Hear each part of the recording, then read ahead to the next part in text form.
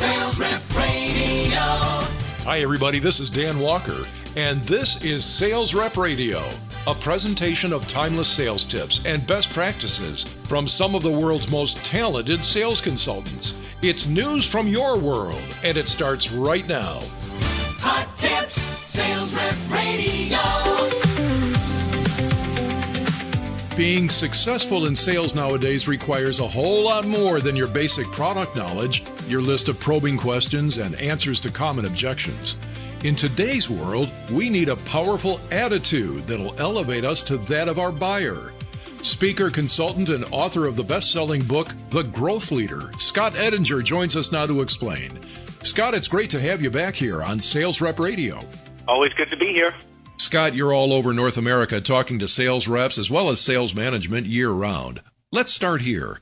In your travels, what have you discovered is the biggest challenge in sales today? Yeah, and when I work with companies, the ideas that flow from this are typically the things that you'll be familiar with. Commoditization, price sensitivity, customer changing expectations, but it's none of those. For sales representatives and anybody in sales, the biggest challenge is owning and embracing and being proud of the fact that you're in sales. Being able to feel good about that and, in fact, recognize just how vital and critical that role is in leading your company. I think, easier said than done. The reason I'm suggesting that that's the biggest issue facing professional sellers now is because I hear so many that try to shy away from it. I'm in business development or I'm a client success consultant, and I'm recognizing that there is some stigma about the idea of selling, but it is unfortunately because of an anachronistic or old and irrelevant definition of selling. If I go back to the early days of the U.S. Census, the only sales positions that were available to you in the 1800s were huckster and peddler, maybe a couple of others like carpetbagger, but they weren't too flattering.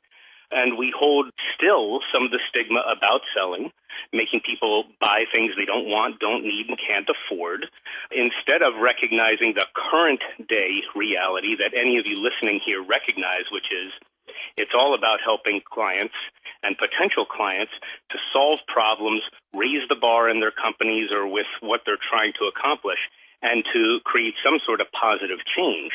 But we shy away from that, and I hear a lot of folks in sales say, well, I'm not really in sales, or, well, I don't really sell. I just help my customers to buy. And I'm like, okay, sounds like selling to me. That's what I'm talking about here. So you're in sales. Don't hide from it. Be proud that you're bringing positive solutions to your client. That's a good thing. Sure. And over the last 12, 15 years, I've probably had the chance to observe over 1,000 sales calls. In addition to that, talk with customers and prospects after those calls about their reactions to the seller. And not once did anybody ever say something like, the way that salesperson recited features and benefits, was better than cats. It's always been about telling as the thing that we think about with sales, being glib or articulate in describing what the product or the service does, but it's not about that anymore. It really is about helping clients to see issues that are on the horizon that they really haven't thought about, sharing with them the insight that helped them to see things that they hadn't considered, or perhaps helping them to see an ability to capitalize on an opportunity or raise the bar in a way that they hadn't thought about.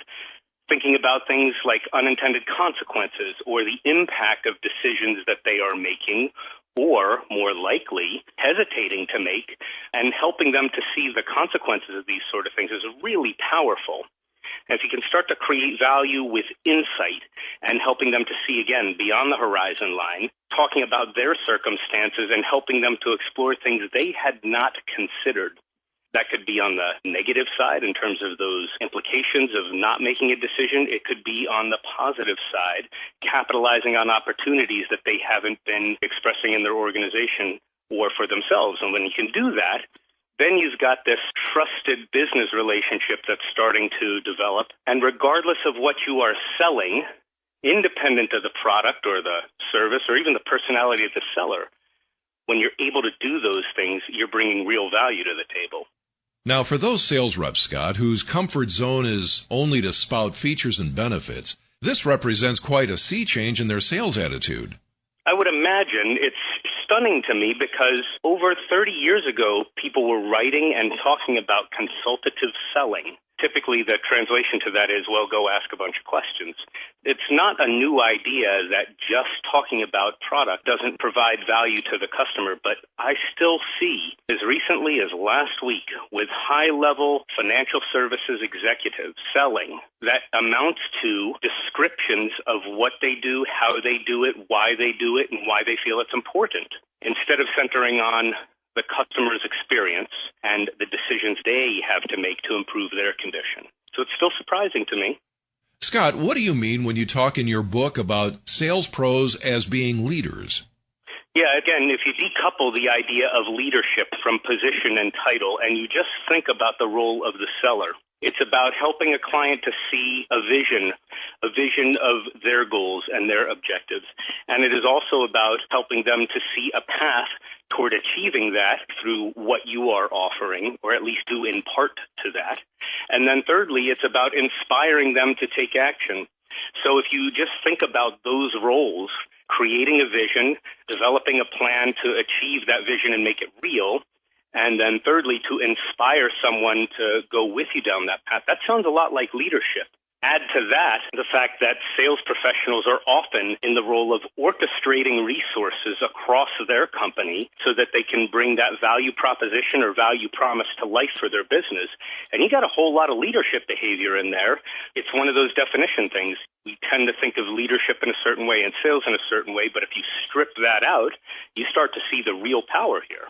What do we as sales reps need to keep in mind above all else to help us create value for our customers? Yeah, well, I would describe it as establishing a peer-level relationship with your buyer. Now, in an organizational structure, if you're in technology sales and you're selling to the chief information officer of a big company, you are not equal to them in the organizational structure. But in that conversation, you have to conduct yourself as a peer, because in that conversation, you are peers talking about their organization, what they're trying to do, or their individual circumstances. And too often, I see sales professionals put themselves in a one-down position where they give all of the, for lack of a better term, I'll say power.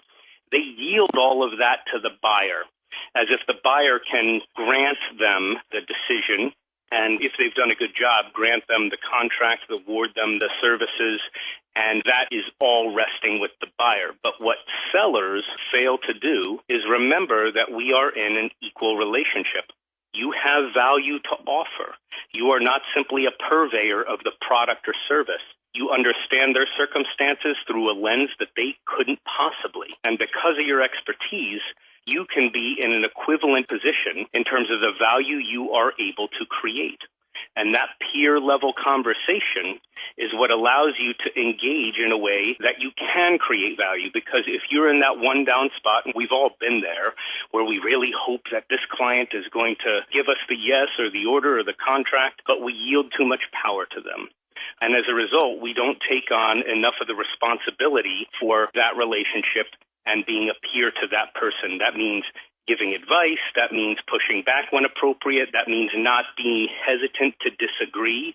And again, everybody listening knows what that's like. You know, the buyer has an opinion. We're like, oh, okay, I see what you mean there, instead of saying, well, may I offer an alternative point of view? Those are the kinds of subtle things that buyers pick up on.